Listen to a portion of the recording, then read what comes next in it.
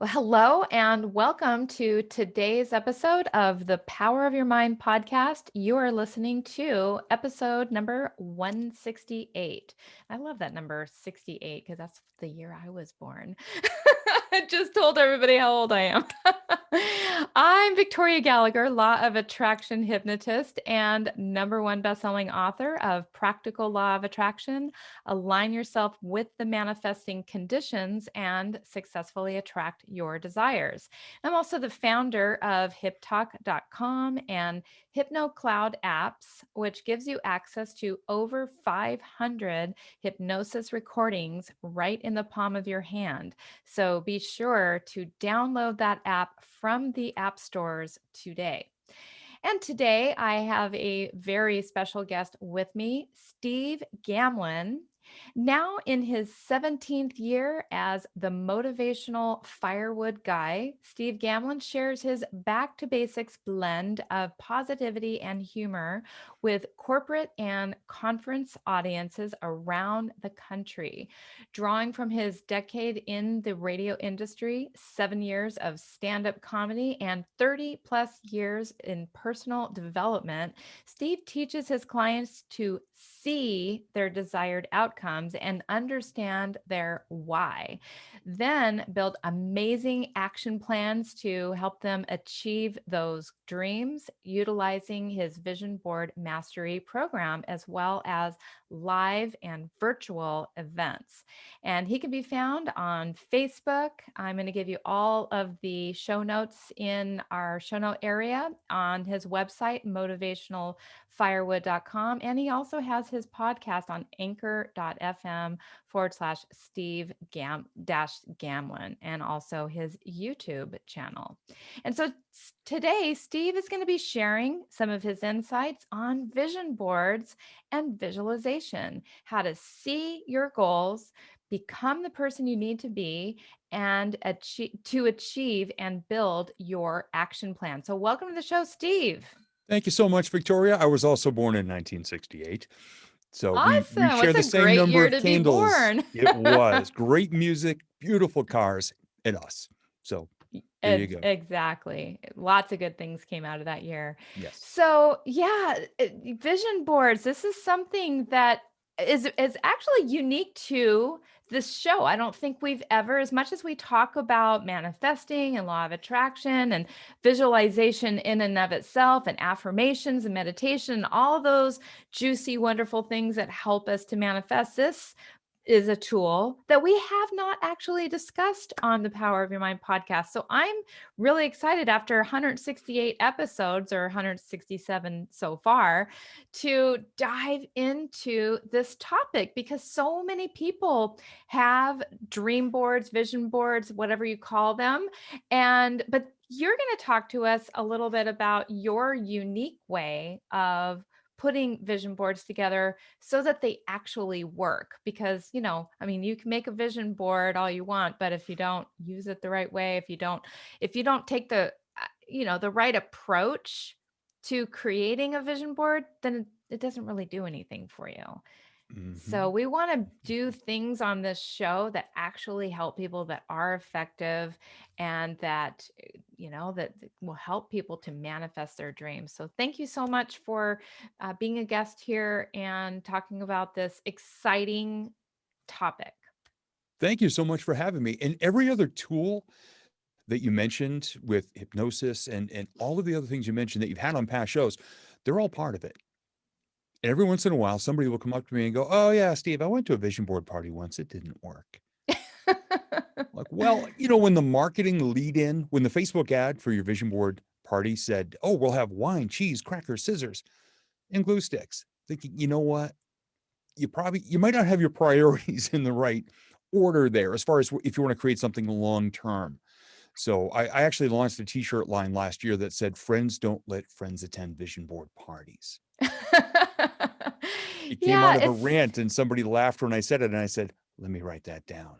And so now I it's a love t-shirt. it. I love it. So the cheese and the wine is a little bit of a distraction, are you saying, basically, from the Yeah, matter at that might not hand? be the best, thing to consume before you start waving scissors around. Although you can use the glue stick to put your eyebrow back on. if you get too excited. But yeah, Oh, I that's see it so much more. It's not a novelty, or it's not in, a party or an event. It's something that's actually one of the most powerful tools I've ever come across. And I've spent the last 15 years building up my way of teaching them and guiding people through them, and created a program and now coach other people through them. So yeah, I try to get away from that party misnomer as far as I can. I love it. Yeah, I think that's so important because yeah, this is when you look at it like it's a party, yeah, it's fun, but then you're not gonna to me, it doesn't sound like something that's a powerful tool that it can actually change your life. Right. And, Exactly. it might be a great, way to introduce people to the concept, but it's probably not going to be the end all be all to change your life. So No, tell no, I've seen tell that over us the years. yeah. So tell us now that we're talking a little bit around the whole concept of vision boards. There might be some people that are listening to the Power of Your Mind podcast that don't even really know what we're talking about. What is a vision board? How would you describe that? I've started describing it actually a number of years ago as a wall-mounted GPS for the rest of your life. And Ooh. what it is, I mean, knowing where you are right now is the first step, but knowing where you want to go, the type of person you want to be, who you want to become, things you want to have in your life. And I work with a traditional tool, and you've probably heard of it, the life wheel, which usually has either Mhm. 6 or maybe 8 or more areas of your life: your career, your finances, physical health, emotional well-being, your relationships, your spirituality and faith, your ethics and morals, your connection to the world in a real way. And all of these things working at once. It's not a balance between work life that so many people are saying out there. It's all these parts of your life. So what I encourage people is to see their lives as a whole, determine where they are right now in each of them, whether it's a scale of 1 to 10 or a picture or some words. Start to figure out where you want to be, say, a year from now. And if your goals are bigger than that, just think of where you'll be a year from now on your way there. So I'm not one of these people that says, drop everything and take massive action right now. Most people are going to be scared by the time they find their car in the parking lot after that big guru motivational event. You're going to wake up the next day and go, oh my gosh, I'm alone again. I don't have 5,000 people cheering me from, my living room. You can do it. So what I tell people is, look, figure out where you are now and start to think of where you want to be and who you want to become, just say over the next year, Mhm. and find pictures that represent each of those. I mean, it goes much further in depth than that, but that's the basic description that I Yeah, like I to like use for a you know vision what? I board. like that approach because, it's realistic and I really teach people personally, about more realistic, practical approaches. Because, yeah, if you try to take on too much too fast, too soon, you're just gonna ultimately wear yourself out and end up getting discouraged. Yeah. So I like this approach. So tell us a little bit about what is involved in creating a successful uh, vision board, and what would you say are some of the tools that we need in order to get started with creating one? Yeah, it's not just show up with a stack of magazines, a glue stick, scissors, and put together the rest of your life and the best of your life all at once. The way I work through the process, and there are many different schools of thought out there, this is just what has worked for me over the years. And I took a lot of notes of what worked and what didn't work, and then figured it out along the way. You have to understand where you are right now. Go somewhere quiet, unplug, turn off your phone, get away from people and familiar places and distractions, and just go sit and write yourself a little note about where your life is right now and what you'd like to improve. And then say where you'd like to be, like I said, a year from now. And a really important thing that a lot of people don't understand or don't remember to say is, why do you want this? Mhm. And just saying, well, I want more or better, that's not enough. What I encourage people to do is to find an emotional connection to why you want each of the things you want a year from now.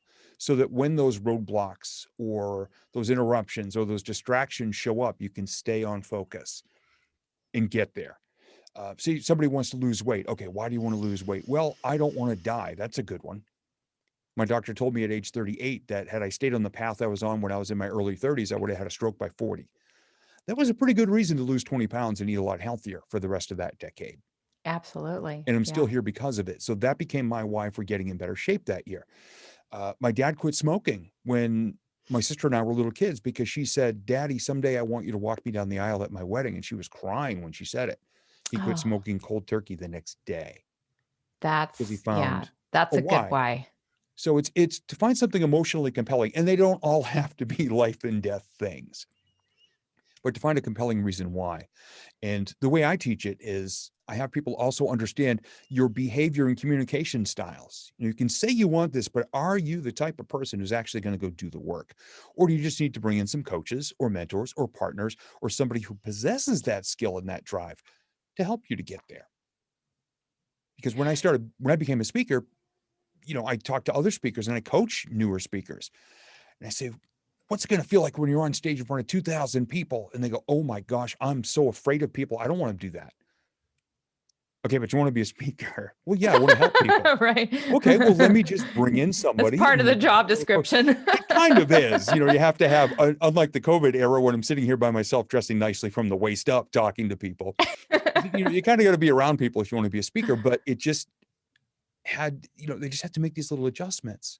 So we work through that. And then we start to gather pictures of what it could look like, feel like, sound like, smell like, be like, and also include all of our senses in what we gather and create, and to personalize things as well. Matter of fact, I shared with someone this morning. They said, I have a dream house. I said, good. You have a picture of it? Yeah, it's in my town. Awesome. Go take a picture and get in your graphic design program and put your name on the mailbox Mm-hmm. or your Mm-hmm. name on the Mm. license plate of that dream car. Or Yeah. if you have a side hustle or business you want to start someday or a dream job, make yourself a business card and put that on your vision board. Now, don't go hand it out yet, but put it on your vision board and start to make things real so you can stay gravitated toward taking steps every day, even the tiniest Mm-hmm. ones, to get there.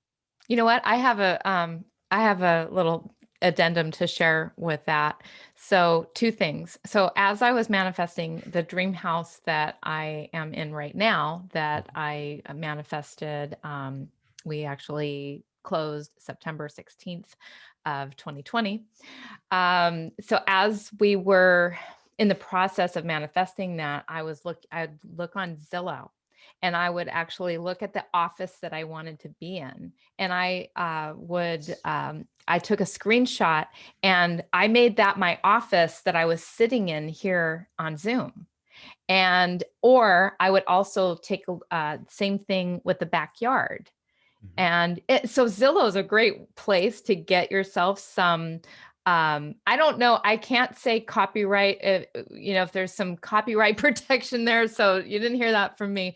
But if you want to just do that for yourself personally, I just found it was a really great tool to visualize seeing myself in the scene, Mhm. and putting myself in there. And so that's one. And then now, so this house is wonderful. It just didn't come with a pool. And everything about this place is amazing, but we're ready to we would like to have an amazing backyard. So Mhm. now I have on my iPad this amazing backyard, and the thing ultimately financially, business wise, that needs to happen in order for that to happen. And so that's my little vision board. It's just my own thing on my iPad. But I'm just Yeah. attesting to the power of having some kind of visual tool to Mhm. use.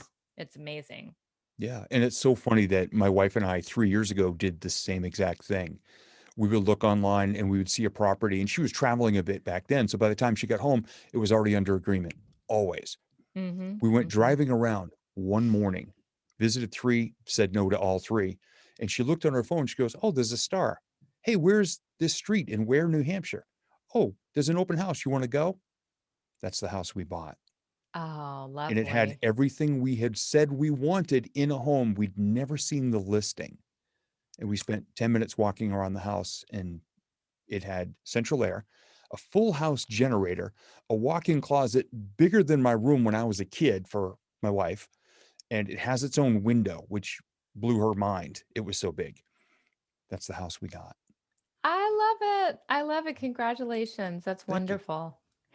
So, getting back to creating a successful vision board. It also, this is about creating ultimately successful, a better and more integrated life. So how can people create a more integrated, better life for themselves? I think what they have to understand first is that all of these parts that I mentioned earlier in the life wheel, they're all working together 24/7. Like, say, for example, you want to have a better relationship with your spouse or partner. Okay. Well, maybe if you start eating better, maybe if you start going to the gym and exercising, you'll feel better and have more energy. You'll have more time to be together, have more fun together. Maybe you decide to make dinner together a couple nights a week. So you start making healthier things and you're spending time together. And then, Mhm. gosh, guess what? When you eat healthier, you have more energy for your career. You have more energy in your career, you can make more money. And all of these things help each other out and lift each other up. So when you see the big picture like that and you understand the connection between them, even improving each part of your life incrementally a little bit at a time makes them all better. It's kind of like to say when the tide comes in, all the boats rise in the harbor. I forget exactly who said that. But when you understand that your whole life is one big living, breathing thing, every incremental improvement in one area can improve the others. And you'll find out when you start to combine them, you see some amazing results. My wife, Tina, and I, today is our 14th anniversary. We make Oh, happy dinner together. anniversary. Thank you. We make dinner together at least 3, 4 nights a week. Mhm. So I just block out my calendar for that hour, 5 to 6. We make dinner together. And then I do calls or shows or Zoom sessions after that if I need to. But that's so important. We actually schedule that because we're busy people. We all are. And the greatest gift of all was 14 years ago today, 10 days after I declared I was ready to fall in love. I worked on myself, put myself back in a good place.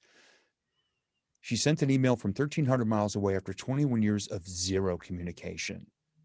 Oh my goodness. And I almost deleted it as junk mail, but thank God I didn't. Opened it up the next day, realized it was from someone named Tina, and I figured out who it was. And I'd had a crush on her in high school and never asked her out. Oh my goodness. That's So an be amazing careful story. what you put on your vision board because I put pictures of people enjoying the dream relationship I wished to enjoy, holding hands on a beach, standing at the railing of a ship at sunset, and all of these things because I'm a hopeless, helpless romantic. And every single thing has been part of our relationship. Everything I said Ah, I wanted and put myself in the right place to be aware of when the opportunity showed up and took action. Here we are, because just a couple of weeks after that, I found out she'd had a crush on me in high school as well. And oh. never said a word. And Oh today's my 14 years. goodness. Wow. Wow. Well, I wonder what would have happened if you guys would have spoken up. Maybe by now you'd be married 30 years. Who knows? Who knows? But as I've said to people, I've been asked all the time, do you wish you had dated in high school? I said, no, because I wasn't ready I wasn't Right. this version of myself yet. Or as Yep. I say, often enough, I said, well, I hadn't experienced my 20s yet and blown my life into a million pieces. Right. Well, and that's the thing. I think timing really is the key because I met my husband 6 months before we actually really started dating. We went on a few dates and it just like whatever it was just wasn't there yet, and we needed we needed time apart and then we coincidentally just sort of stumbled into each other and online and we ended up like from Mhm. that point forward dating and eventually getting married. So sometimes that's one of the things people stress about, when things haven't happened quickly enough. They're, why Right. isn't this manifesting yet? And I just say, everything happens in divine timing. And Mhm. as long as you stay focused and committed to what it is that you want, but you remain open to the timing of those things, you're eventually going to get there. Just because Right. it hasn't happened yet doesn't mean that you haven't succeeded. It just means it's just not time yet. Yeah, and I believe a big thing, especially when it comes to relationships, people need to honor themselves enough to not settle or break their own rules. We see I people over and over. You just have to follow their social media.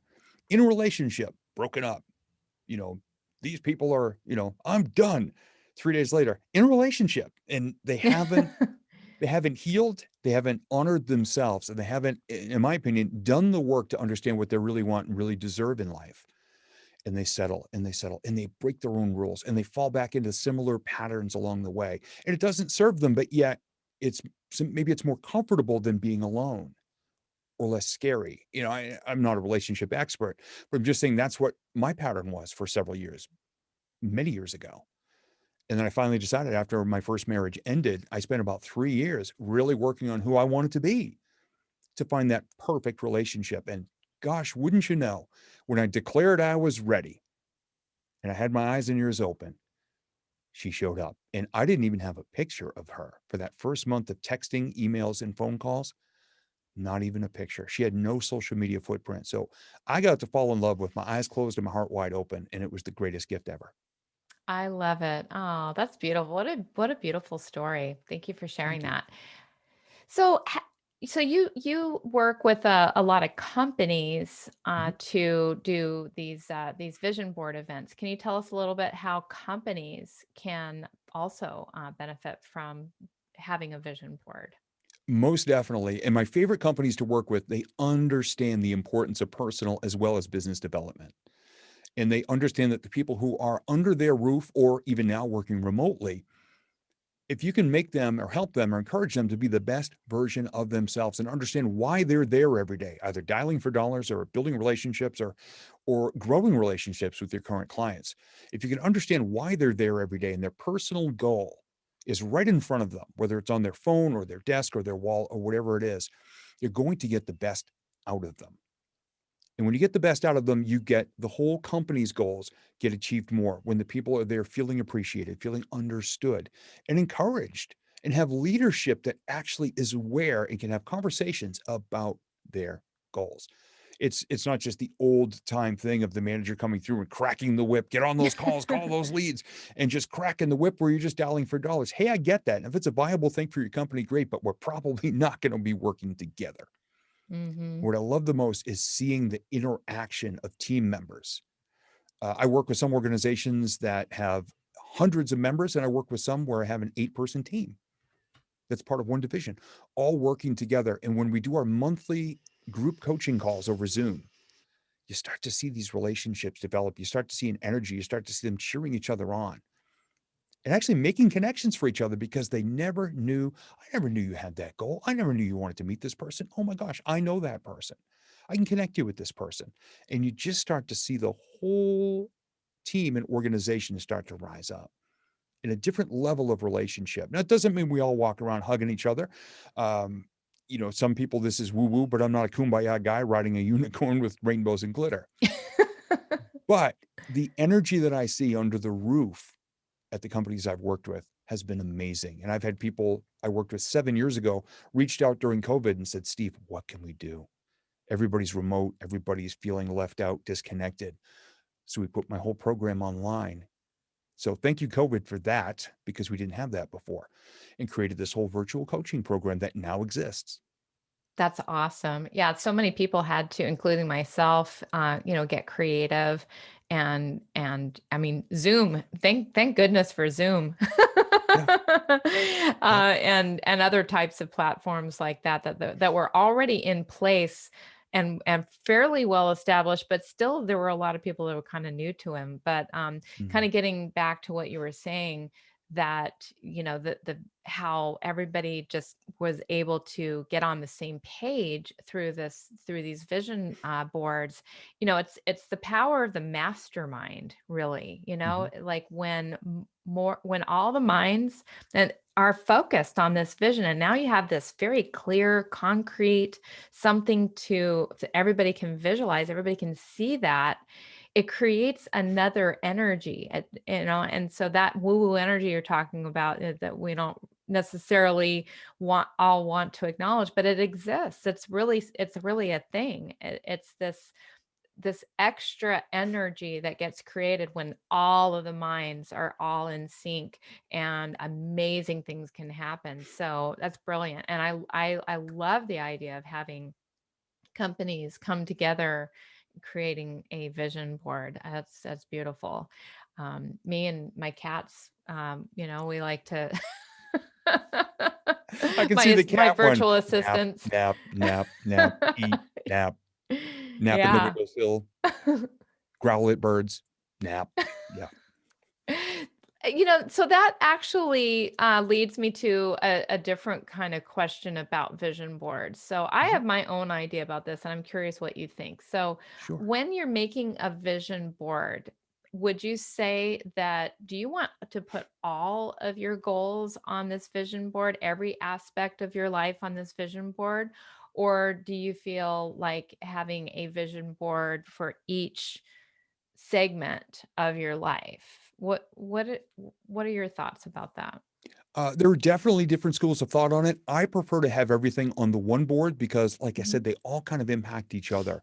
mhm, And what I suggest people do is whatever is most important to them, put that in the center mhm, and then build outward from there as to, well, this is this. Well, this is kind of connected to this and build outward from there. And I work with, I think it's 11 by 17-inch poster boards, from mhm. Staples or an office supply store. Some people have shown up with 3 foot by 4 foot boards, and I've watched them literally panic and fall apart in the middle of a live session back in the day and say, okay, just keep it manageable. But I do Mhm. encourage people to put the whole picture there. And then, of course, to Mhm. take pictures of it, make it the wallpaper on your phone, your tablet, your laptop, your desktop. Print out a copy of it, put it in the visor of your car, and everywhere you go, if it's something for business or your life, I want you to take a look at it. And every day, look at it and say, what one step can I take toward one picture that could impact any other picture on this board? So I'm Mm. I'm a big picture on one board.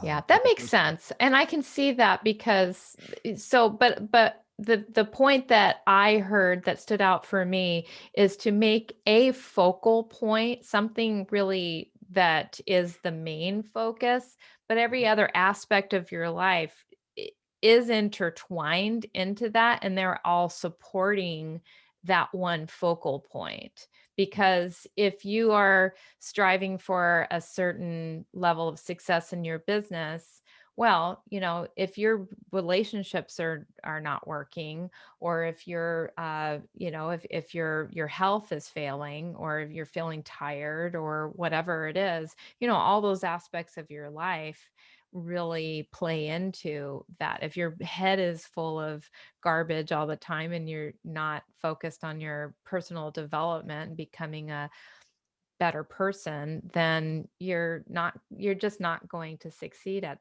these things. And so yeah, they all sort of mix. But I would personally, like, I wouldn't recommend going for the love of your life and going for your business simultaneously. Probably are wanting to really make a focus, and then the other things are more like a supporting Mhm. part of that. Is that sort of your take on that? I actually work on everything all at once, but I don't Okay. do All right. the 60-hour a week, gotta grind, gotta grind, gotta grind, gotta make money. Because just like you said, some people, maybe their focus is business success and they do it to an extreme at the detriment of everything else. Their physical health is Mhm. bad. They don't sleep enough. They don't eat well. Their relationships are falling apart, but they keep thinking for whatever reason, whoever put it in their head, that the grind and the success is everything. Yeah. And then all of the other parts of their lives can fall apart. I Right. mean, I remember back when I first started to do these, it was a very low point in my life. And the only thing that was on a 10 out of 1 to 10 was my ethics, morals, and integrity. I refused to compromise my values to achieve anything. Every other one was a little low. I was not eating well, sleeping well. My marriage had fallen apart. So everything was a bit low. Mm. But what I did was staying true to that and making decisions to build my business, started my speaking career, began working on the vision board work, the very earliest versions of my programs, which were not very good at the time, but everything kind of acclimated back, but it was guided by my ethics, morals, and values. And then I started to work on myself to be the best partner in my dream relationship. So it wasn't necessarily that I had to find the relationship. I had to improve all these parts of my life so everything could work together Mhm. so that I I'd love be it. able to enjoy. And so I've just tried to never be like some people say, "Oh, Steve, you should work 6, 7 days a week." No, man, I did that. Yeah. And It's it all did s not it's all serve part of me the same well. puzzle ultimately. Yeah. They're like, yeah, Yeah. everything fits together in its own intricate way. So Yeah. that I love that. Yeah. Yeah. But some people do choose to work on one thing, and there's absolutely nothing wrong with that at all. Great. That's that's good. So tell us what has been like your biggest mistake that you've ever made with your vision boards? How much time you got? Actually, the biggest mistake was the first vision board I made. At this time in the early 2000s, The Secret had just come out, and a Hmm. life coach I was working with at the time, trying to come out of the ashes, he said, "Oh, hey, have you ever heard of The Secret and the Law of Attraction?" So I bought the DVD and I watched it about a dozen times. And I saw this guy named John Assaraf for 3 minutes out of Hmm. 98 minutes. He talked about vision boards and he said, "I Yep, just I put a remember picture that here part well. and it happened in my life." And I'm thinking, wow. So I made actually two vision boards because I came up with so much stuff. I should have just written a letter to Santa Claus for what I did, because I made two boards. I'm like, oh, this is going to be the best year of my life. Now, granted, I didn't have a full-time job. My marriage was over. I was in financial ruin. And I said, this is going to be the best year. So I put those two boards together and I just looked at them Hmm. 3 weeks. And then after 3 weeks, I said, these boards are absolute garbage, because Hmm. it was just stuff. I was not emotionally connected to anything on the two boards except for owning my own recording studio, which is something I'd wanted since I was 10 years old and saw the TV show WKRP in Cincinnati. And I Hmm. saw Dr. Johnny Fever and I said, I want to build a recording studio. That was the only thing I achieved off of both of those boards. My dad and I built a recording studio together. And now I'm in my second one. So I after love it. that, I went back to things I'm passionate about or connected with or emotional about, to begin to navigate my way. And it doesn't mean success came like that. So many people say, "Oh, Steve, that's wonderful. You learned this thing like a phoenix rising from the ashes." And I go, "Hang on, man. My phoenix rides a pogo stick. I come out of the ashes, but I've landed back in them a couple of times. But everything I've learned, and every time I've fallen back, every time I failed with a vision board, I've learned something and I've learned something. And then I began to systematically create amazing results. And Tina and I falling in love is the centerpiece story. And I tell her all the time, if you ever end our relationship, just know you're going to destroy my speaking career. That's everybody's favorite story. I have a similar situation myself. Yes, definitely. Yep. That's funny. Because yeah, I have a success story similar to that. Yeah. So that would you say that's one of your biggest successes with your vision boarding is meeting the Mm. love of your life? Yeah. Without a doubt. In every single area of my life, I've been impacted by a goal that I set and put on a vision board over the years, including getting on Oprah's radio network four Ooh. times back in the day when it was on, I think it was XM satellite. Had Uh-huh. Oprah on my board, and also Jack Canfield, who's my ultimate hero in the personal development world. Mm-hmm. And I kept looking at the board. I said, Oprah, I got this program. I'm having some success. I published a couple of books. I want to be on your show, but I notice you're not calling me. So I went to her website and it says, we Uh-huh. have an XM satellite show and all of Oprah's friends have shows. And I clicked on it and said, hey, we're looking for callers to answer these questions. Clicked on that and found that Michael Lozier, who wrote the book, The Law of Attraction, had his own show. Mm-hmm. And he said, hey, in 250 words or less, share your greatest law of attraction success story.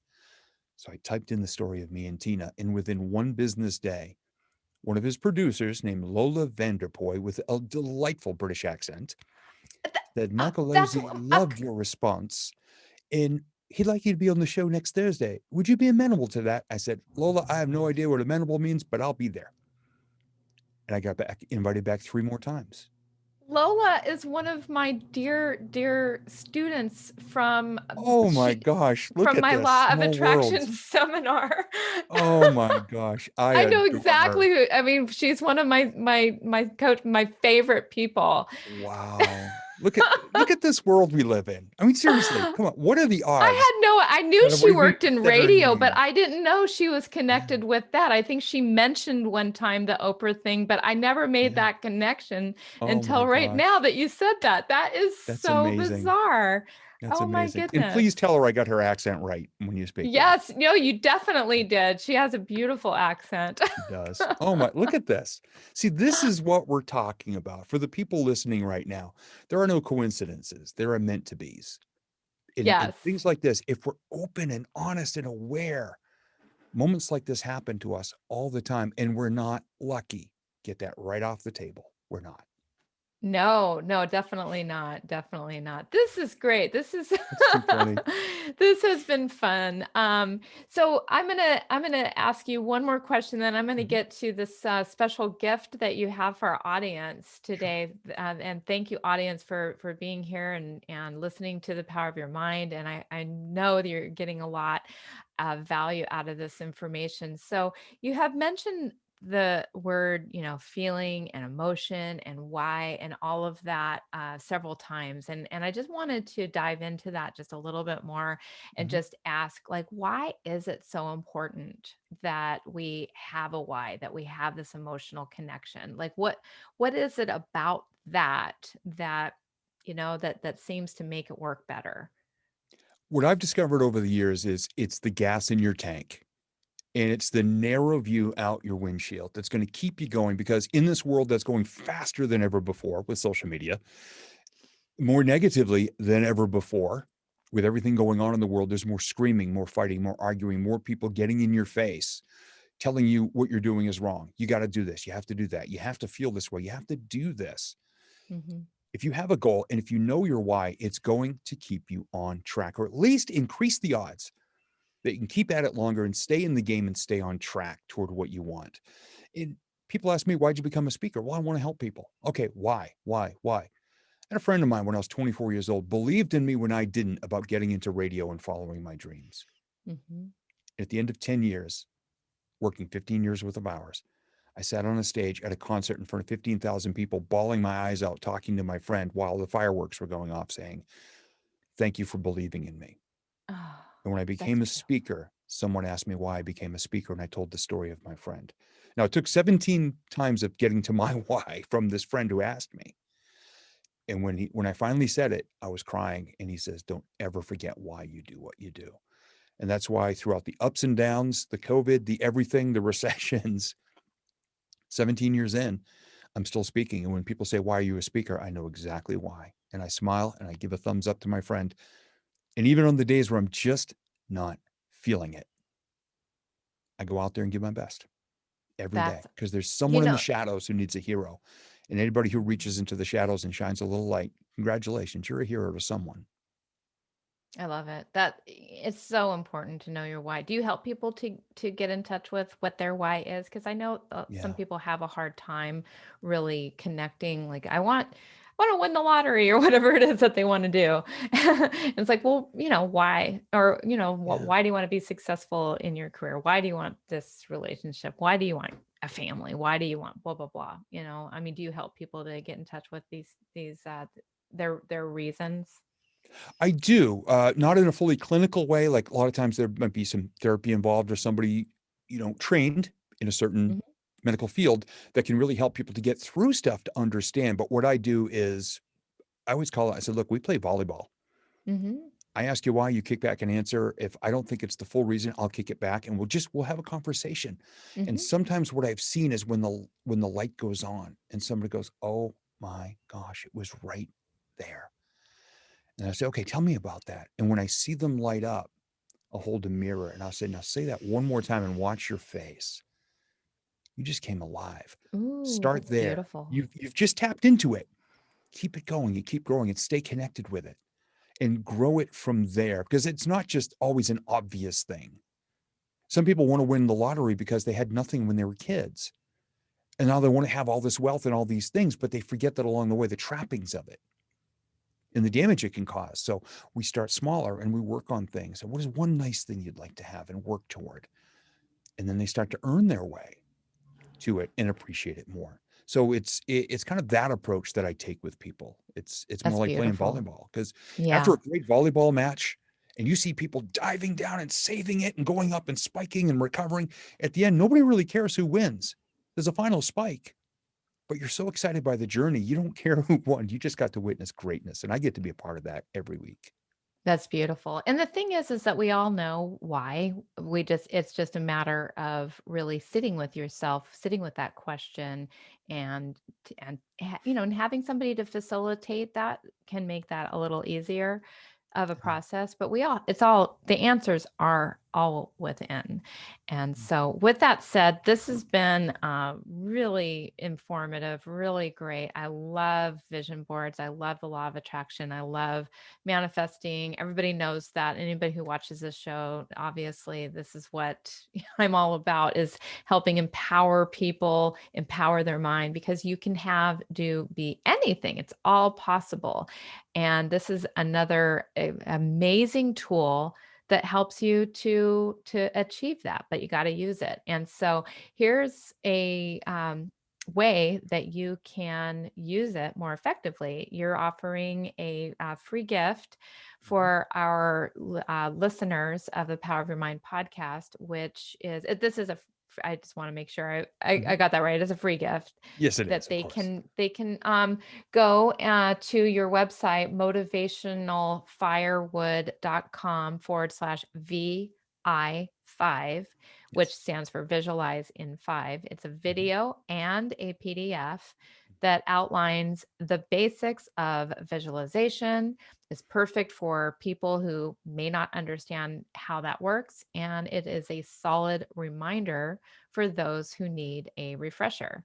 And you can go to the website and get that, and that is going to help you with your visualization. So it's visualize in five. So did you say it's a 5-minute video, or how long? Tell It's us a little about bit an about that. 8-minute video, and it's funny, when I first finished producing it, my coach and mentor, he goes, "Oh," he goes, "brother, that's great." He goes, "A snooze button is 9 minutes." He goes, "They can watch this in bed a couple of times before they finally get up and then go do something." I'm like, well, there you go. Marketing right there. It's short enough to watch between snooze buttons in the morning. Right. Perfect. Or when you're going, getting Yeah. up to do your first thing in the morning Yeah. Or too, you heck, could. if you're washing the dishes, just pop in your earbuds and listen to it on your phone, and just keep your mind, your imagination, your drive, and your dedication to yourself and where you want to be in life. Just keep it going and growing. And it's 8 minutes long. We all have 8 minutes. We all do. You can make 8 minutes for yourself to do your Yeah. visualization, because visualization is so powerful. It is the language of the subconscious mind, I say.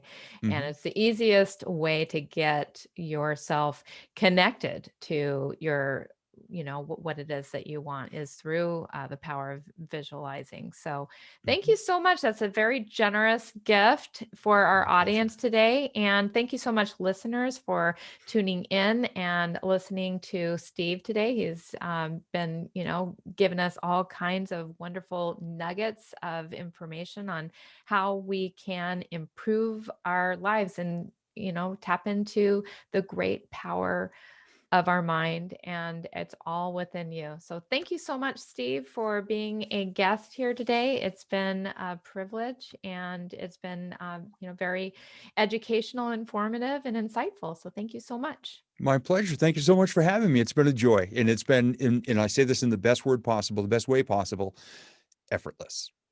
And like I said, I mean that in the best way possible. This has been wonderful. Thank you. Thank you.